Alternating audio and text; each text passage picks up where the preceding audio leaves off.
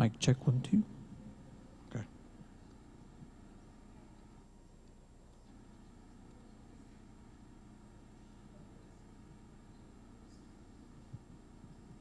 So are we kind of doing away with the labs?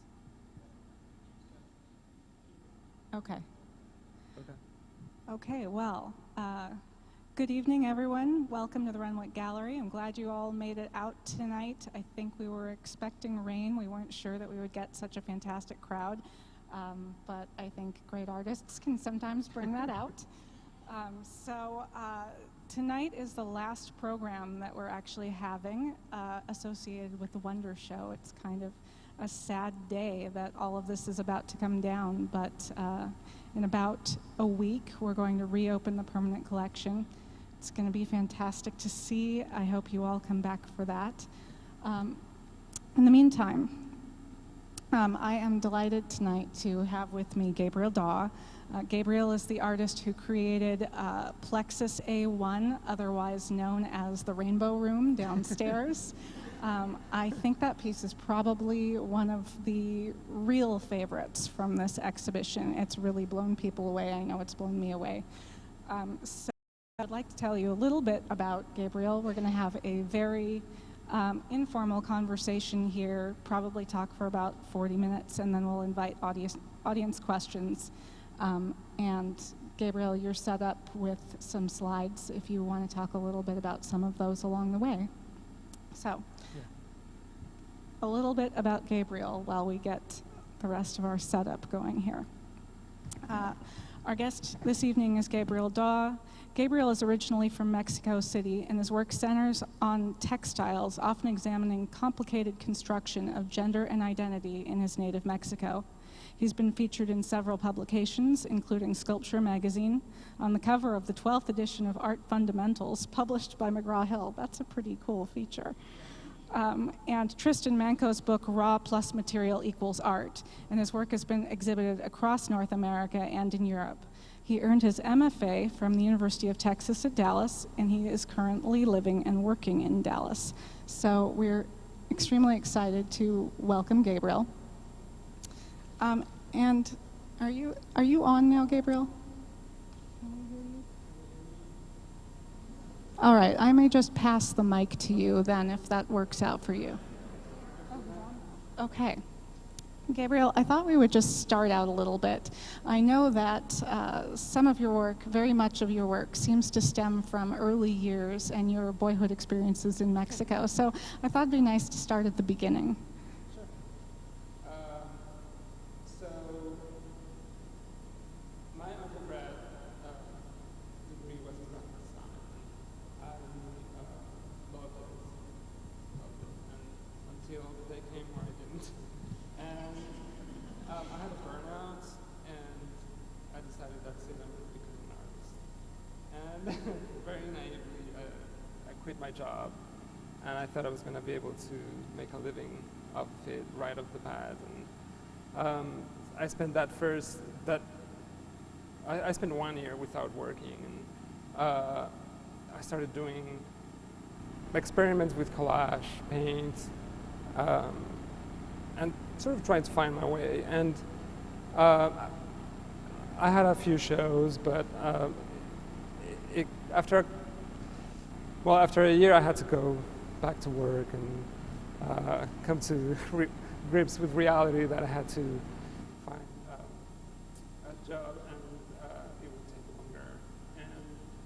And so after a couple of years of doing painting and collage, I had this recollection of a childhood frustration, and that was that my grandmother would teach my sister how to embroider. And she would teach my sister how to embroider, but she wouldn't teach me because I was a boy. And my mom sort of was the black sheep of her family, so she was very liberal in a way. But because she worked, we spent a lot of time with my grandmother, and so my mom's family was pretty conservative. And girls are in the kitchen and boys don't cry and they don't sew and they don't embroider. And so I recall that frustration as a child because I really wanted, and I remember stealing thread and trying to do my own thing when I was a kid, and then I guess I grew out of it. But when I was sort of in my late 20s, I decided to teach myself how to embroider, and that's how it all started. The very first thing I did was, I don't have an image, unfortunately. It's in storage in Montreal, and I haven't been able to get it. But it's a piece that kind of looks like a mandala, but it's supposed to be a pornographic image. And it was this sort of rebellious act against my upbringing. I did not. I did not. However, she did see later of my embroidery work.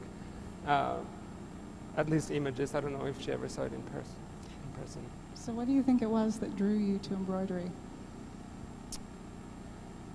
I guess the meditative quality to it. Mm-hmm. Yeah, I don't really know how to answer that, actually. What do you think it was as a child that you thought was it the prohibition of it? Probably partly it was that. Mm-hmm. But I think there was something about the process that really captivated me. Interesting. Just the detail-oriented type of activity that ends up in this whole that's composed of very tiny little bits. Mm-hmm. I don't know. I think mostly it was the process. Okay. I thought you could share some of your early work with the audience, but I also know that you have one of the pieces here that seems to have a relationship with one of the other artists that was in Wonder, Jennifer Angus. So I'd love to hear you talk a little bit about that.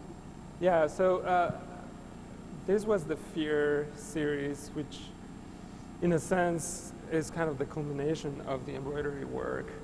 And when I was living in Montreal, I had decided to become an artist, and I went to Toronto and I saw Jennifer's show at the Textile Museum. And it was a really big show. It was probably like if she had done the whole upstairs here. And it really blew me away. I think at the time I was starting to do embroidery already. I'd been doing collage, but it kind of really changed my perspective of what art could be. So yeah, I was really stoked to actually meet her. And yeah. So you were starting out doing collage and painting and that kind of work, and then you started to move into the embroidery pieces, and then you started to move into more three-dimensional works, like the piece that you have on the screen, or the next slide up that you have on the screen. Yeah. So I went to grad school, and grad school I started experimenting with 3D work, and I think one of the tasks that a specific course was, it was about sculpture and translating what I was doing but into sculpture. At the time, I was a little obsessed with Günther Ecker, the group Zero, German group from the 60s, and it somehow, thinking about that translation between 2D embroidery into 3D, and inspired by that Günther's work, or Ecker's work rather, it just inspired me to do sort of this piece. It's called the Pain series, and it's all straight pins through pieces of clothing, and that work is sort of all about how we have to deal with pain as part of life, and how sometimes we self-inflict that pain, and sometimes it's through incisive thoughts, and we wear the pain. And so that's what this work is about, for the most part. Then later, it kind of got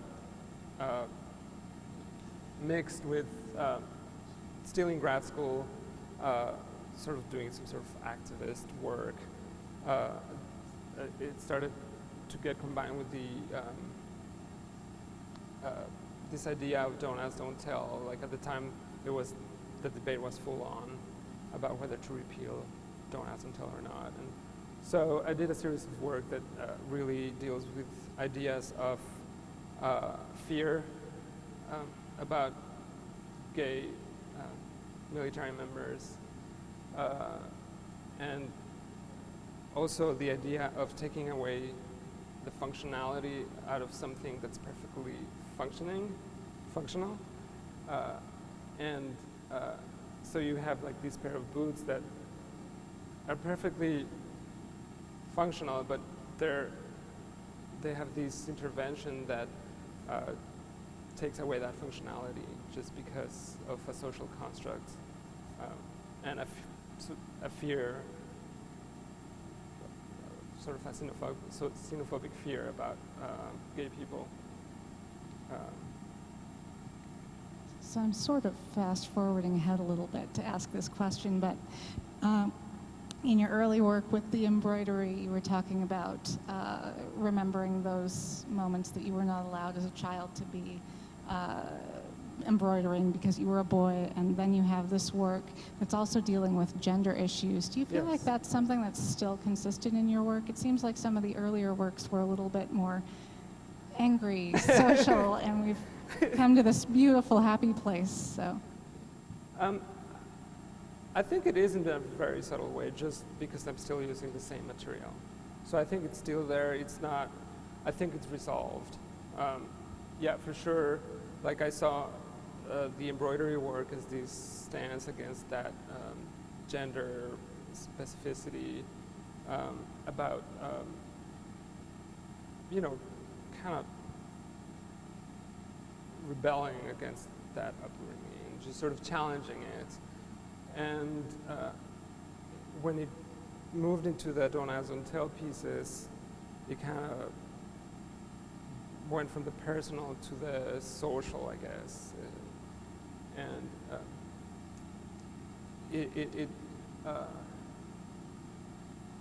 it just, I guess it was a way of translating my personal struggle with my own identity to a more universal aspect surrounding that. This is also from the Don't Ask, Don't Tell pieces, and this is sort of when I started using thread in a different way than just embroidery, and here it's sort of representing that social construct wrapped around somebody's identity, and taking away again the functionality of a perfectly functioning pair of boots.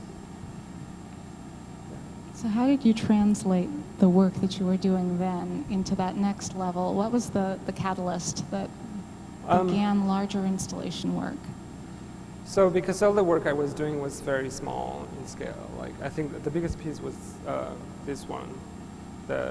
It's called Intolerance, and which it was actually, it took like 320 hours or something like that, and it weighs about 30 pounds. And so this was sort of the biggest scale and that I was working on. And although I say that, but this actually is after I started the installations, this particular piece. But I had this really desire of making something big for a couple years, and it kind of everything came together when as part of my artist residency, that was part of my MFA program, I was asked to collaborate with an architect. And the show was about links between fashion and architecture. And so doing the research for that show is when I started coming to this idea of an architectural structure with the core material of clothing. And that's how it started, and it was just a really big experiment. At the beginning, I was at the studio at the residency, and I had this big wall, and I was like, well, what would happen if I just string this?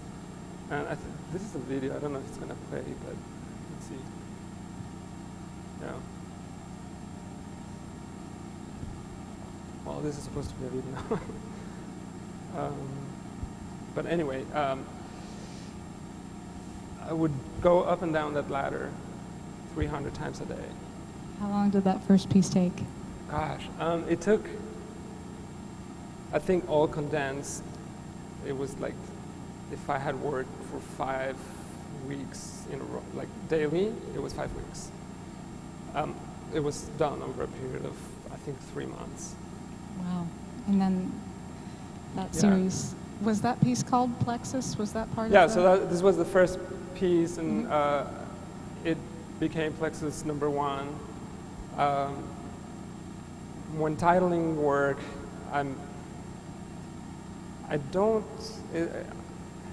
it's always a struggle to find the right name for me.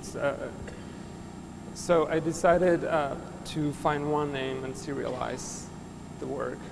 And I decided to name this work Plexus because plexus is a network of vessels in the body or nerve endings. And these pieces are very much so like a network of thread. And I thought it fit really well, and it was sort of like a little bit of Latinized thing going on. And so I settled on Plexus, and this is Plexus #1. And it was just a big experiment. I didn't really know what I was doing.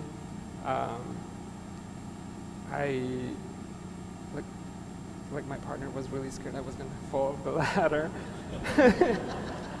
So he was really concerned. But yeah, I think it really paid off. It was really satisfying. And if you haven't noticed, like most of my work is very obsessive in nature, and you know that I was literally just going up and down with a single strand of thread, and it, yeah, I think it really paid off. Certainly got a lot of attention, that's for sure. I wonder if you could talk a little bit about the process of making these. I know that when people come into the gallery and see these pieces, the first thing that they see, of course, is these incredible colors. A lot of people ask whether the strings are colored or whether that's a lighting effect or how those work. A lot of people want to know what that entails. So,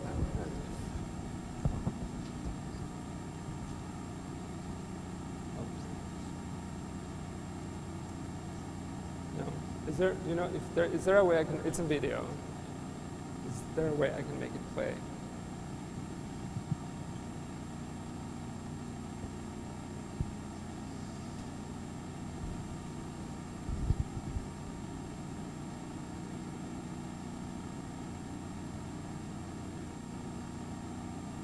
No.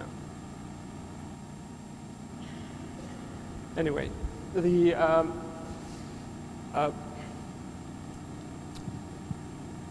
there's the gallery that now represents me in Dallas.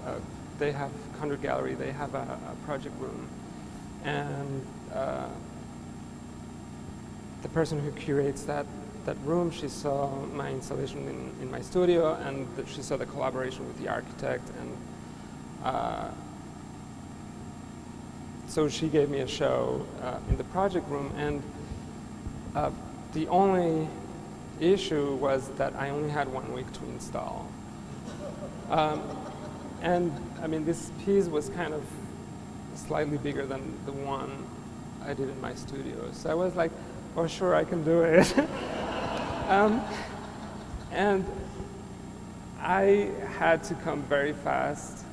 And, you know, it was going to be like in 9 months or something like that. And then she called me and was like, how about next month? We had a cancellation. So I was like, sure. Mother of invention, of course. And,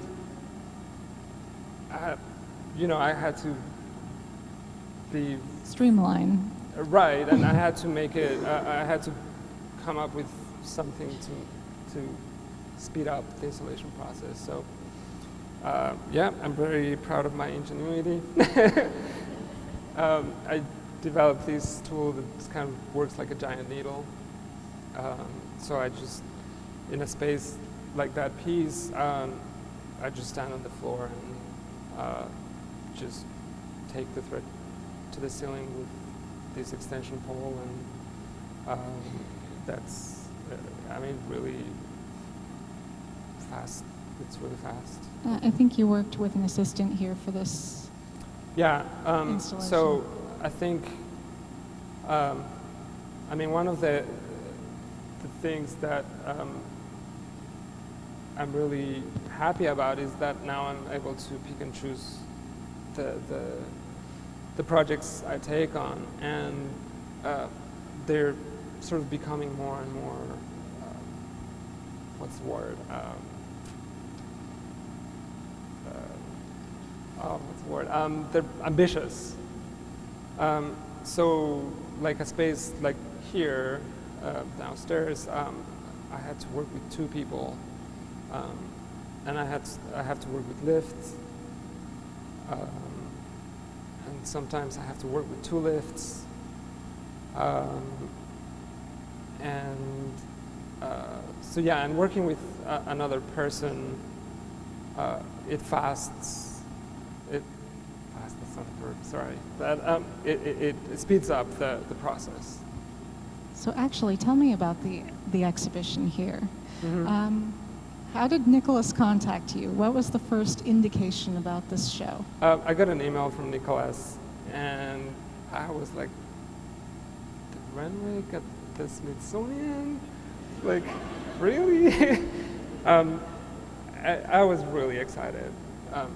And I knew it was not, I mean, the way I was approached was like exploratory, was not a done deal, but it was really exciting. I later found out who the people I was going to be showing with, and that was even more exciting to me. And he asked me to do a proposal. He asked me to come. I did a site visit. He asked me to pick up a room, whichever I wanted. So I picked up one. He was like, well, that room is taken, so you have to. So it's always a process when you're putting together an exhibition. Yeah. So he gave me the room downstairs, which was kind of like the room I was avoiding. What's interesting is, of course, we knew that was the room that you were avoiding. But in this gallery, there are such quirky rooms, and there were only a few artists that we thought could actually fill those rooms. That back gallery downstairs that had Patrick Doherty, and it was a massive space, and we thought that was the right gallery. And we gently suggested to Patrick that he take that one. And we gently suggested. Gabriel was so kind to us that he said yes, but essentially, in the end, I think that gallery really collaborates with your work. Oh, your work is absolutely, perfect for it. And it's interesting that it was the gallery that you didn't want. Yeah. It definitely paid off. And I guess I was avoiding it because it was a little bit of a challenge. And, I think in the end, it was just a little bit daunting. So. But I think I'm glad that Nicholas pushed for that room, and because also I think like the way that piece works with the columns, I think it's just really good. It's beautiful. Yeah. You seem to be very up for a challenge. You're able to get it done in a week if it needs to be a week, able to get it done between the columns. I think you Try to also be. have a couple of images, and I'd love for you to share the images of a couple of the other spaces and how the work. I wonder if you talk a little bit about how the work plays Yeah. with the architecture and how you decide upon the shape of the work and the collaboration there. So this was the third piece I did, and it kind of was. It became like a domino effect. So the first piece gave me the second show. The second show gave me this show. And this is a nonprofit space in Dallas that has closed. It's now closed. But this is the first piece where I consciously decided that I was going to use the full spectrum. The first two pieces, I was working with bright colors and the gradient, and it's the full spectrum is not quite there. But because I was creating these very ethereal structures that were reminiscent of light, I decided to make that I decided to make that connection consciously and more with an intention. And I was a little bit scared of doing it at the beginning because I thought it was gonna take away from the work. I thought it was gonna make it a little bit shallow in a way. But I think in the end, the opposite is what happened. It just gave the work more depth. And it just sort of, it just, how did I, Well, it did. struggling for the It word, did but- feel like it completed the work. The shape Right. of the work has this prismatic Right. kind of effect. It just felt right for Exactly, that piece. exactly. Mhm. And then this was the fourth piece I did, which was also in Dallas, the Dallas Contemporary, and they had just moved into this massive warehouse.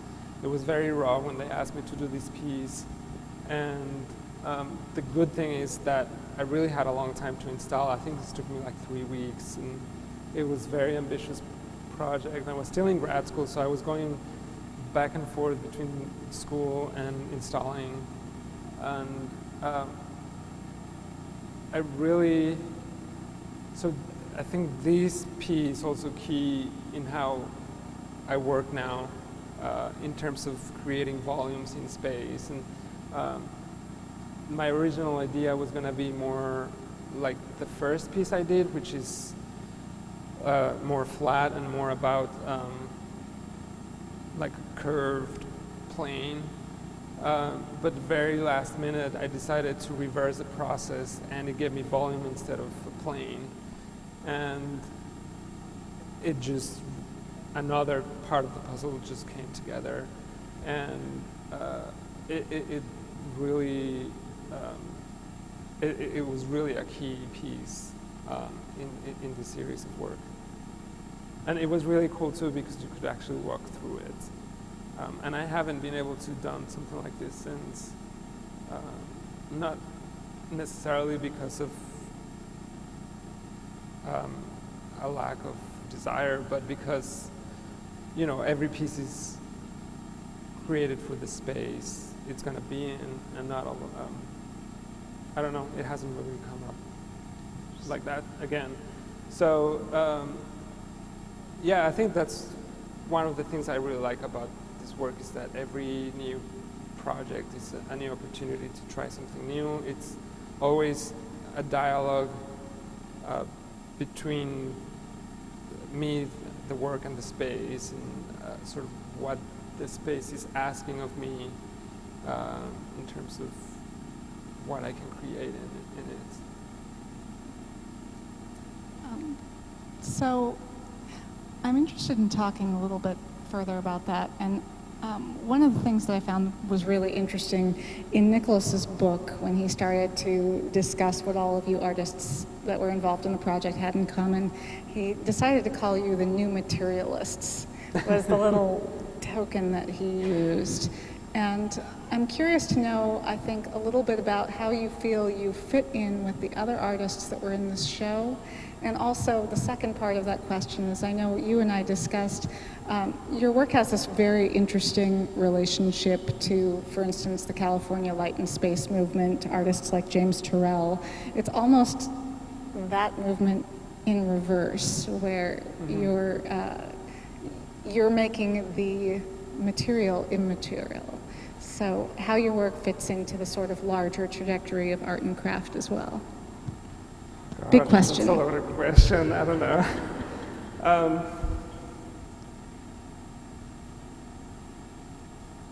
I'm not sure how to answer that. I do see the relationship with the art and space, the light and space movement. And like you said, I think I'm coming from the opposite direction, like they're coming from the direction of light, sort of trying to, in a way, materialize light. And I'm doing the opposite. I'm sort of with material, I'm kind of trying to create light in a somewhat artificial way. I mean, I don't know. I mean, I'm struggling because the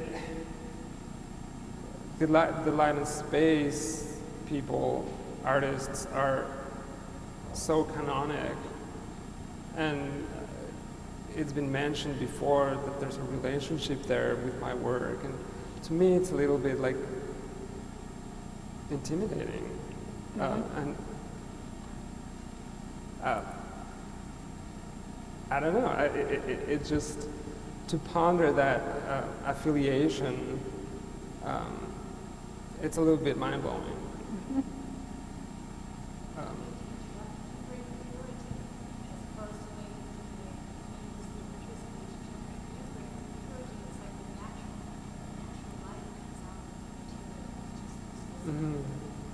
And yeah, I don't know.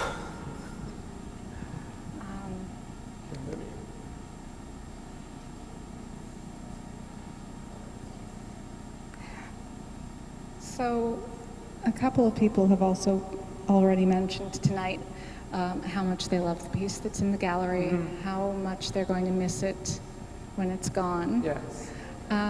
It brings up a really interesting point to your work, the question of time and the relationship of the ephemerality of the work to the piece. And you deal with that a little bit.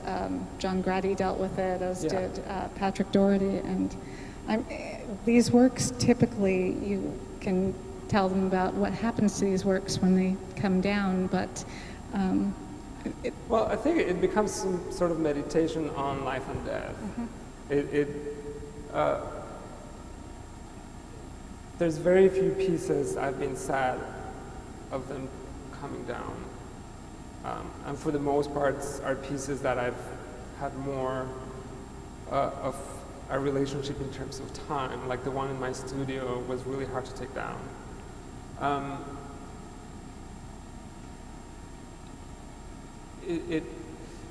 It's always been it's part of the work, and they come down and they become what I call a relic, and they kind of become the opposite. They become dense instead of ethereal, and they become organic instead of geometric. So it's that metaphor for life and life after death, or life and death. Yeah. I think we'll see photos of those relics. I think later, right? Yes. Yeah, and I mean, and there's permanent pieces as well. So I think the work can, live longer, which is nice. And I have a few of those, and hopefully I'll have more. But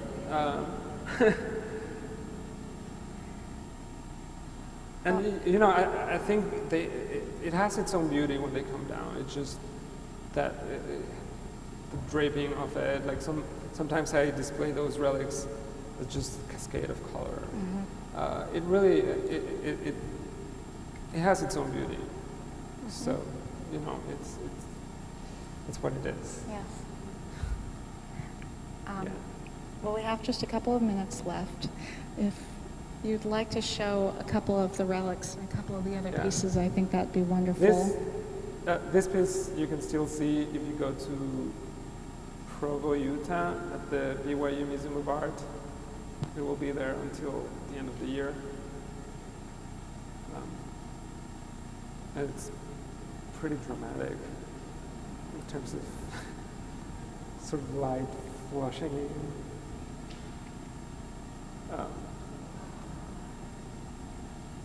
This piece was at Virginia MoCA, and that was in 2014. For some reason, 2014 was the year of the circle, and I did a lot of curves that year. And that's also one of the things I like about doing these. Like, there's been an evolution to the work, and certain themes emerge. And right now, what I'm starting to get into is that deconstruction of the spectrum. So that's going to start appearing sort of the end of the year. So you have to follow me on Facebook so you can see. What are your upcoming projects? Right now, I'm in the middle of an installation at the Amarillo Museum of Art, which I'm really excited because it's, Amarillo Museum of Art in Amarillo, Texas. And speaking of the light and space artist, it's a show. It's called Side by Side, and it's a two-man show with Larry Bell. So that's very exciting. This piece was one of those pieces that when I conceptualized this and I was working on it, I wasn't expecting much of it. I thought the space was gonna compete with the work. And it was really such a nice surprise that it just integrated with the space so nicely, and it really, they played off of each other really well. This piece was in Italy, in Como, and this was one of those instances where I was really sad that it had to come down. Yeah. Wow. And then, you know. And then ours. Yeah. That seems like perfect place to stop then and ask some audience questions. So, any questions from the audience? I think I can probably take this out. Yeah.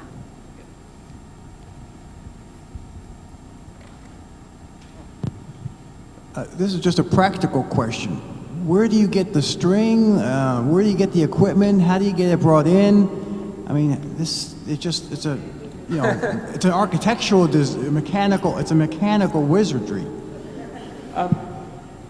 So they're all installed on site. So the thread comes in a box, you know, this big. They're in spools, and when I first started doing this work, I would just get it at the craft store, like just the biggest spools I could find. And then I started a relationship with the company.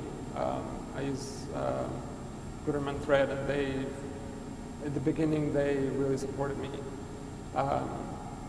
And I use their industrial line now, which is slightly thicker, and it's less fuzzy, so it's more. It's polyester. Yeah. Next question.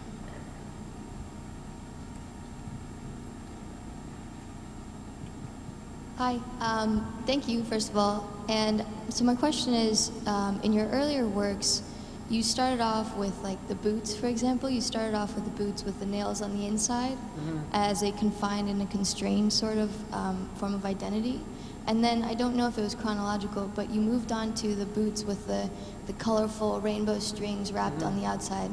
Did that reflect a shift in your perspective or a shift in identity or an acceptance of sorts of others or yourself? I'm trying to think if they were, which one was first. I think they were somewhat simultaneous. And for sure, the one with pins took longer to put together. But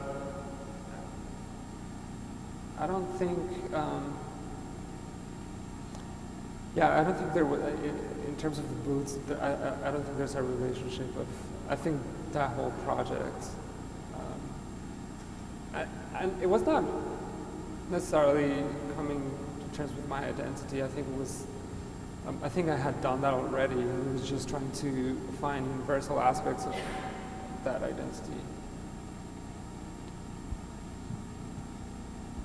Or universal connections. Yeah.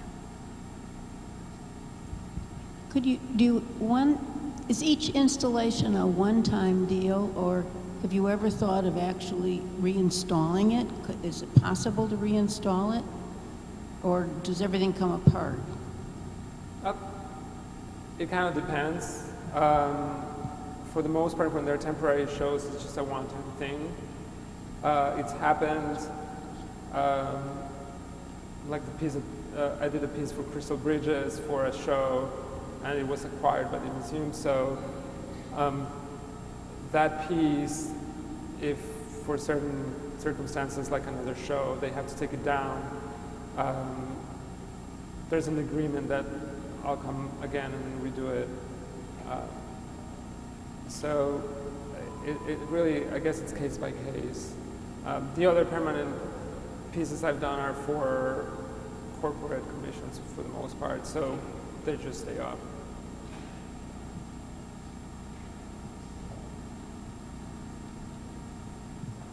First of all, thank you so much for speaking with us, and your work is really incredible. I had a question in terms of your process and visualization. Have you found, now that you have made it so many pieces like this, that you're able to get a sense of how it will look with the light and the transparency, how the colors will interact? Do you test it? Do you find yourself surprised by the outcome? So for several years I didn't have a studio, so I didn't really get to test anything. So each piece was really, and it still is, like each piece I'm trying to push what I do and try to find new things to, or try to explore new ways within the work. There's, for the most part, there's always something new in each installation that surprises me, and that's sort of what keeps it interesting to me. And it doesn't bore me because I'm, there's always little things I can change to get a different effect, or explore in different ways. And now I do have a studio, and I do get to test things out, which is it's nice. But yeah, I don't know if that answer fully. Thank you very much. My question follows on. I'm pretending this wasn't here and envisioning you standing there, and I guess I was wondering, how do you feel or sense the environment that you're going to create in? And now that you have a studio, do you make mini mock-ups of your rooms so that you could, as you say, test? Yeah, I don't really do mock-ups. I think I've done 2 mock-ups.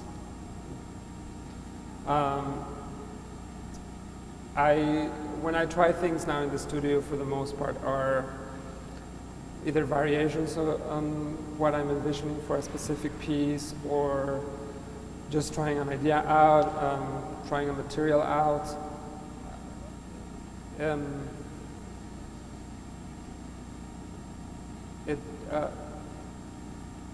I've shied away of making mock-ups because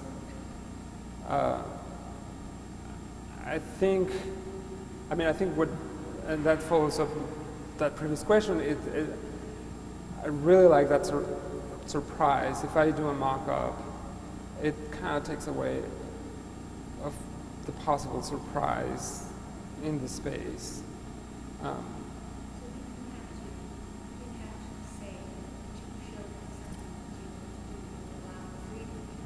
Well, I did show them a drawing. Yeah, I did have to do a proposal. And I always do, because it's, like, this is what I want to do, and they get excited, and it's a way of, getting the ball rolling in terms of, and that's sort of how it works. Thank you.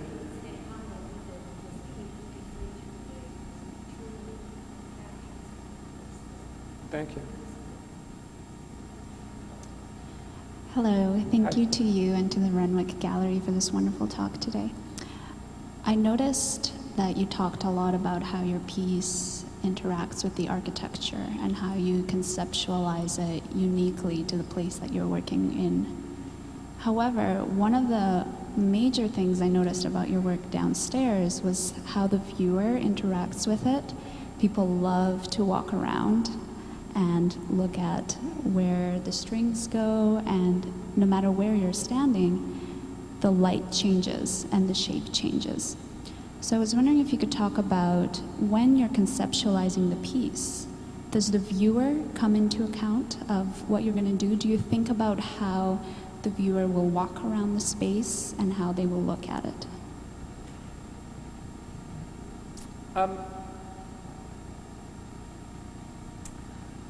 I think mostly there's a pragmatic thinking in terms of how people are gonna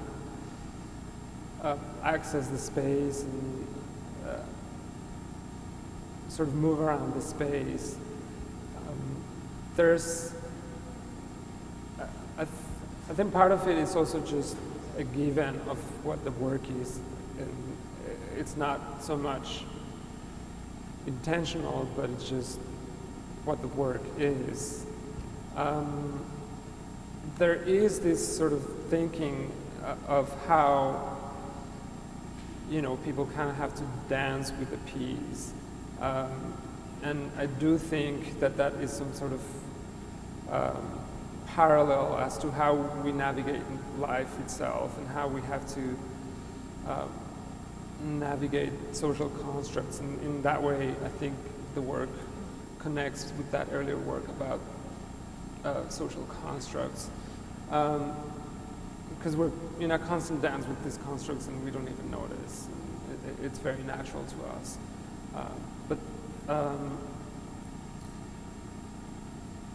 And there's this quality also about the work that's it's almost like kinetic. Mm-hmm. And without it moving, it's like kinetic work. And that really captivates the eye, and I think that's what people really enjoy interacting with, that aspect of the work.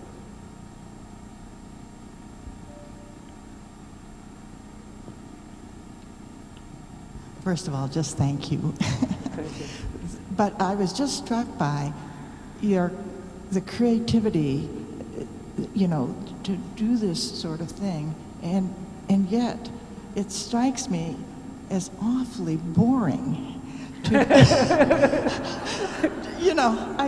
These little things, and in your movie down there, I could see you going up and down, and you talked about that before, but that's kind of is that somehow balances out and meets your needs?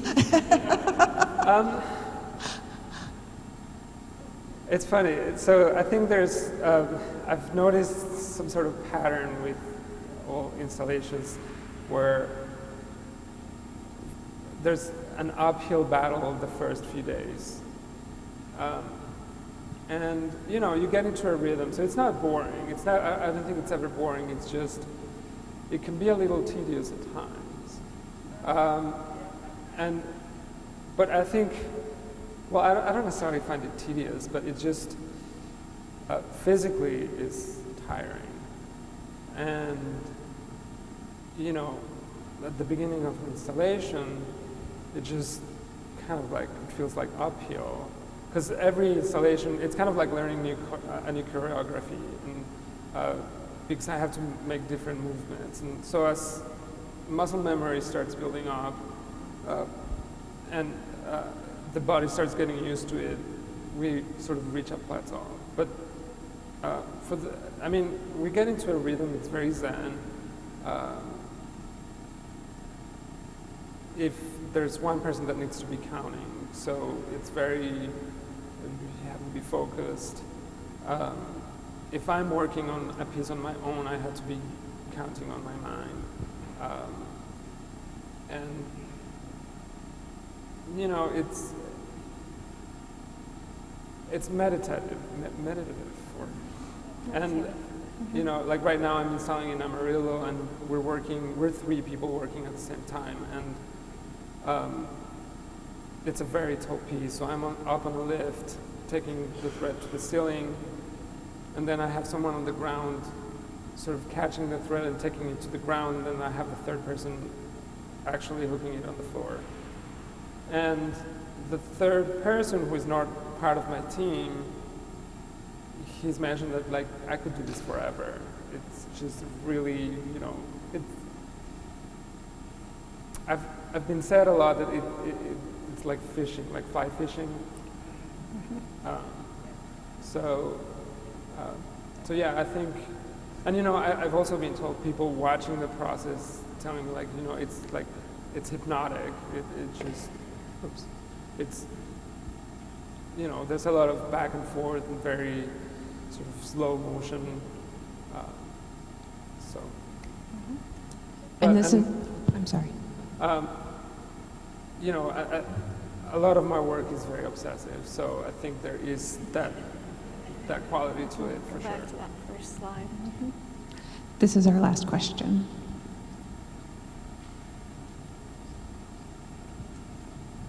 You touched on the idea of kinetic sculpture. Have you studied any of the kinetic artists from the 60s and sort of what inspired them to create things? I mean, you add a whole element of color that very few of them ever did. And so I'm just intrigued to see if you've done the art history behind you or come on your own. Yeah, for sure. I think there's a big influence from, you know, Soto and Cruz Diaz, for sure.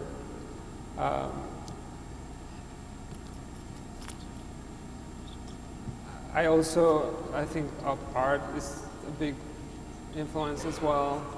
But I also think that artists like, well, especially Anish Kapoor, who I think is like a master of capturing the immaterial,